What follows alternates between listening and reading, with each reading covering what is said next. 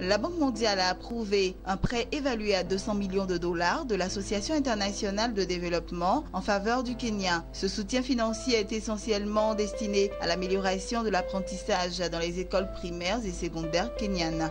1,2 million d'apprenants bénéficieront de cette aide. Le crédit de la branche de la Banque mondiale destiné aux pays en développement vient en appui au projet d'amélioration de la qualité de l'enseignement secondaire qui devrait durer 6 ans. Il vise également à combler l'écart de compétences entre l'offre du marché du travail et la demande des entreprises. Le Kenya ambitionne de devenir une économie à revenu moyen supérieur.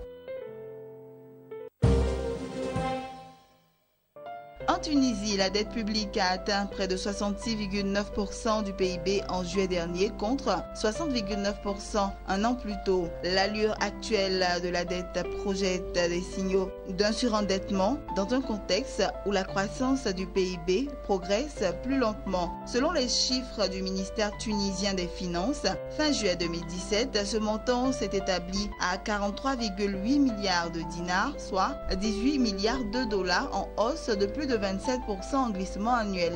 Cela représente environ les 2/3 de l'endettement global de la Tunisie à cette date. La dette intérieure, quant à elle, évaluée à 19,29 milliards de dinars, soit 7,9 milliards de dollars, est essentiellement composée de bons de trésor assimilables, 61%, et de dépôts à la Trésorerie générale de Tunisie, 31%.